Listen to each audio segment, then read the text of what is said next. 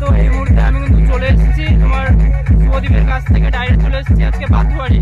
তো বাথুয়ারিতে আজকে কিন্তু বিজেপি বিজয় মিছিল উপলক্ষে বাথুয়ারি, এখানে দেখতে পাচ্ছ বাথুয়ারি স্কুল ময়দানে আর কিং মিউজিক চলে এসছে রানিং করার জন্য। তো চলো বন্ধুরা সামনে দেখা যাক, ঠিক আছে।